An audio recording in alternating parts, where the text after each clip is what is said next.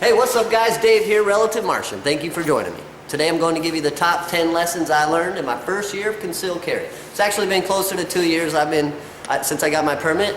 Nonetheless, I'm going to give you the top 10 lessons I learned. Hopefully I can help you carry safer and more comfortably through your first year concealed carry. Number 1, get a holster that works for you. Your holster needs to work for you, your wardrobe, the gun that you wear, that you use.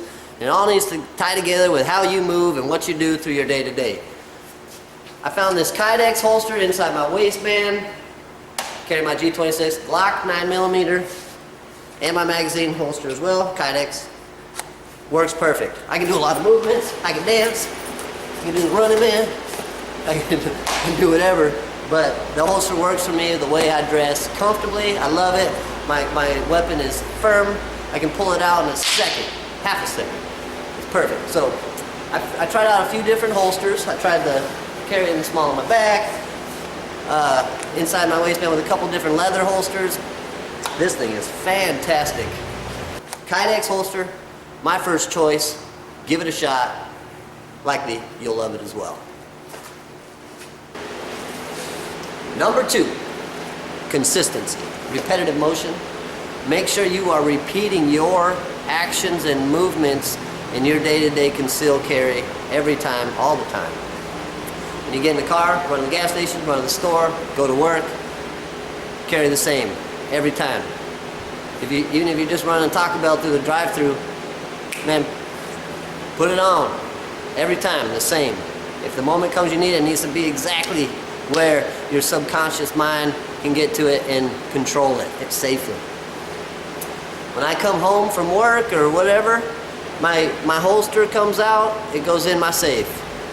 And that's where it's at, no matter what. If it's not on my waist, it's right there. And then when I go to bed, I've got a spot where I put it. And the kids can't get to it. My wife knows it's there. If she needs to get to it, she can. But nobody else can get to it. And no robber or somebody breaking in is not going to get to it before me. So at any given time, my gun's either on my waistband, in my safe, or by my bed, no matter what. Even when I just jump in the car, if I'm playing outside with the kids, I actually have a spot where I put it in my garage too, but it's hidden, and nobody's to see to it too, so I can get to it if I need it. But at any given time, I'm always repeating the same actions.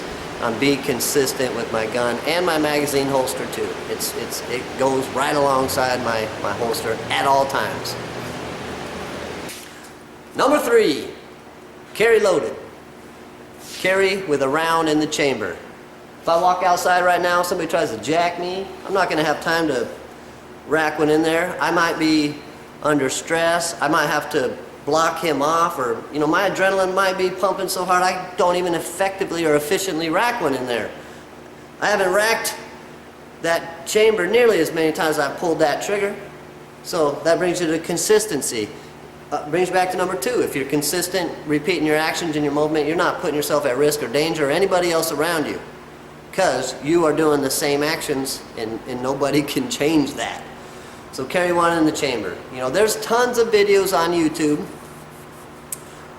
where you can see the camera caught the robbery or whatever it is, and sometimes they got their kids in their arms, or they got to fight off that person or whatever it is. So carry one in the chamber. If you feel uncomfortable, train, learn.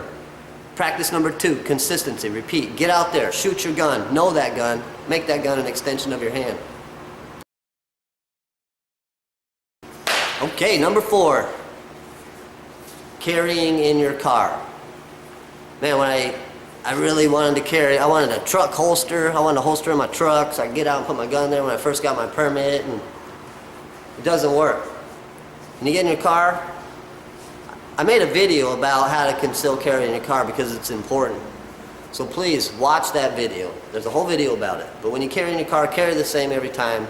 Keep your gun in your waistband. Tuck your seatbelt behind your weapon so you can get to it. Don't carry in a car holster. Keep your gun on you. If you get in an accident and somebody could get to your gun, Or if you pull up and anything could happen, keep your gun right in here. Keep your seatbelt tucked behind it so that if you get an accident, you're not damaging your body with your gun. But keep your gun in your holster, in your waistband when you're driving. Number 5, keep it clean. Man, you're carrying with all these fancy clothes and you're doing all this stuff out and about. I think I went 3 weeks and I hadn't shot my pistol, and I pulled my gun out of my holster just to check it out. I was working a lot, doing busy, man. There was fuzzies, and man, my gun was disgustingly dirty. So what I realized, even though that I hadn't shot my gun, my clothes, the lint and things were getting into my gun, and it needed to be clean. I hadn't shot it, my gun needed to be clean. Man, at first that was really weird to me, because how I grew up, and I was taught, you shoot your gun, you clean it, and that's when you clean your gun. So I hadn't shot my gun, it had been a few weeks, I had to clean my gun. So I took it all apart, cleaned it all out. Man, there was lint and some sand and stuff way down in the spring and the trigger and stuff. So man, it'll build up quick too. And I tell you what, even if you don't go out shooting once a week or twice a week, clean your gun if you're carrying it, because it's going to be dirty.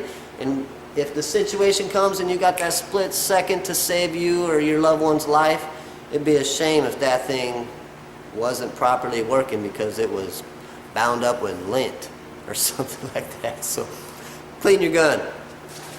Okay, number 6. Man, this is a sketchy topic in today's world. You crazy policemen out there.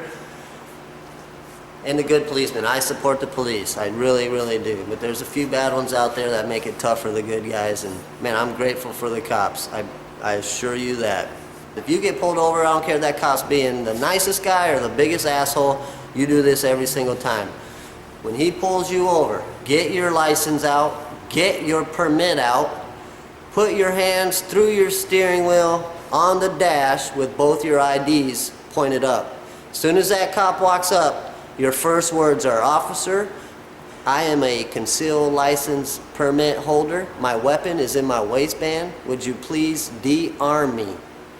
Let the officer de-arm you. Then go about your business. If you're not doing anything wrong, if you deserve a ticket, take your ticket, take back your gun, get to work, do what you gotta do, have a nice day. You're gonna go home. Number 7, how it feels. Who I am today and how carrying a gun concealed on me every day has changed me. I noticed immediately on day 1, immediately, as soon as I got my permit and I'm carrying my car, I was driving a little more responsibly, a little more cautiously, taking it easy. I didn't want to put myself in a situation or piss somebody off where I had to use my gun. I was a little more cautious. I think that kind of trickled into other parts of my life, the way I just conduct myself in every aspect of my life. I feel like I matured quickly. It's humbling. It is. I had to jump some hurdles to get my CPL. I had made some mistakes in my younger years. I was a wild kid, and I had some tickets on the other side of the country that had some warrants I found out about I had to take care of. So I had to jump some hurdles just to get it. And when I got it, I was proud. I worked to get it, and it was a big deal. So I didn't want to abuse it or take it for granted. So immediately, I just noticed right out of the gate, I was driving better, safer, and then when I'm out with my family and things, man, I felt great knowing that I could protect the people that are important to me. Without my wife and my kids, I'm nothing. I have nothing. There is nothing that's going to make me happy. I will do anything to protect them.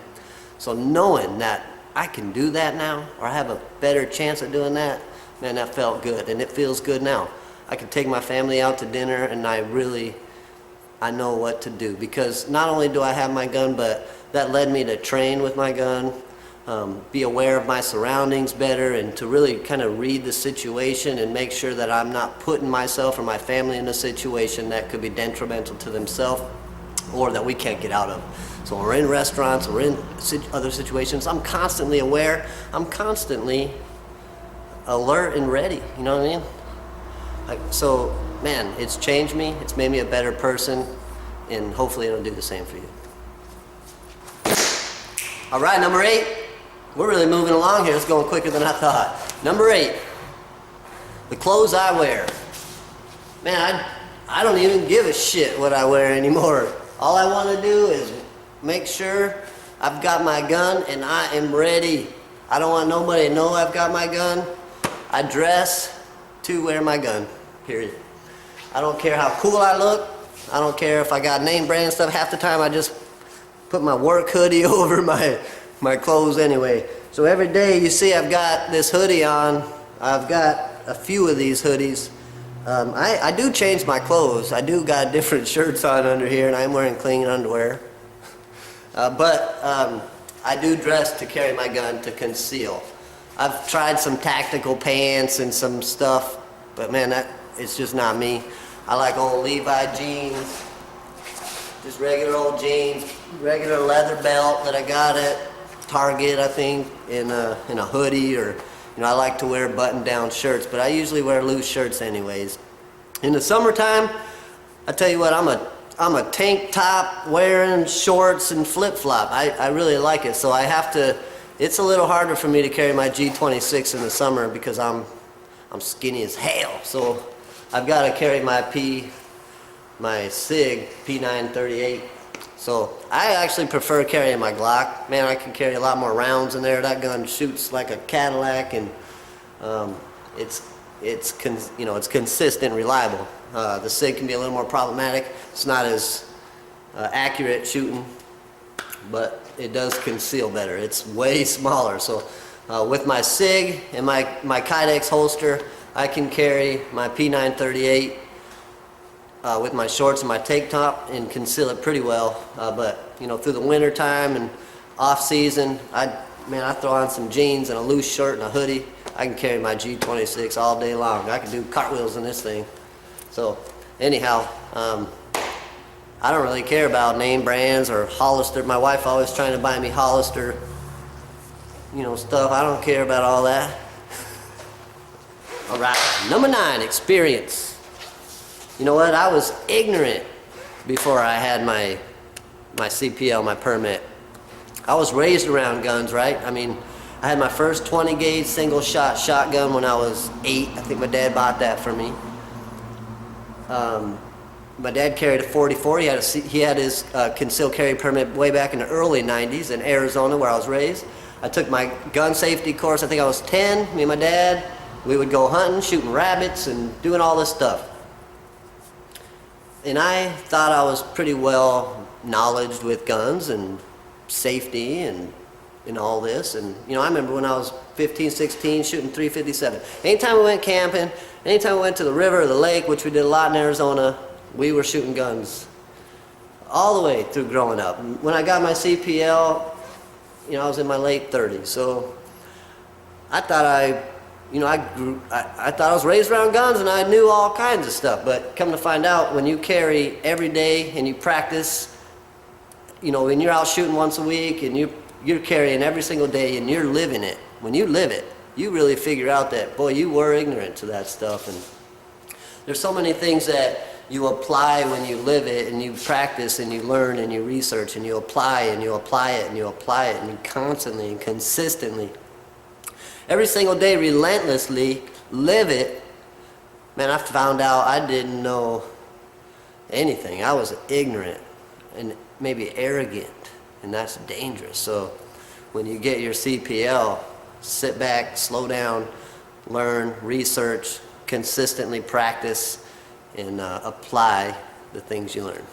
All right, number 10, last but not least, this is likely the most important lesson or thing I've learned out of this top 10. I'd like to just quick point out that this top 10 isn't any particular order of importance. These are just 10 lessons that I've learned, hoping I can help you out. But number 10, to me, should you conceal carry your weapon in the places restricted by law? Movie theaters, the mall, schools. I think so. I mean, If you're at the mall with your daughter and dickwad pulls out a freaking AR-15 and starts going ape shit, and your gun's in your car or your truck where anybody can get to it, man, that just doesn't seem like the right decision to me. Not if you're well trained, if you've practiced all the other things we've talked about, man, and you apply those in your day-to-day life, I think you're ready to stop that dickwad. You know what I mean? But if you don't, you know, if you miss and you shoot a little girl behind him or an innocent bystander, you're going to prison. You know what I mean? And you have to be ready to make that decision and face up to your choices. So it's important to do the other things, to be consistent, to practice with your weapon, to be confident, to not be arrogant, to not have anything to prove, to dress properly and to be that person and to live it. And then I think it's the right decision to make. You know what? I'm ready. I'm ready. If I'm in a movie with my wife on date night, I'm sitting in the back row. You know, I'm going to pay attention to what happens. And if somebody pulls out a gun, I'm going to be the first one to see it. And I'm not going to draw my weapon right away. I'm going to strategically move at the opportune moment. You know what I mean? So, you know, if you're at the mall and there's some guy being an asshole and you show him your gun, boy, you're going to prison. I mean, you'd be in a lot of trouble. So make sure you make the right choices. Be responsible. You know, if you do decide to do this and you get in trouble, don't blame me. This is your decision. You need to practice and research and you know, make your own choices and be responsible and fess up, you know, for the decisions that you make. You know, you're responsible for those. But, you know, if you did save everybody, man, beautiful thing, you know? That's the way it should be. I think if we all legally who conceal carry were to carry in these places that we were, man, we could stop a lot of the stuff that happens, you know? So they don't want us to. They don't want us to stop it. So anyhow, Dave, Relative Martian, thank you for joining me. Please hit the like and the subscribe button. I'll continue to make videos about things and lessons that I've learned, reviewing products and showing you badass cars.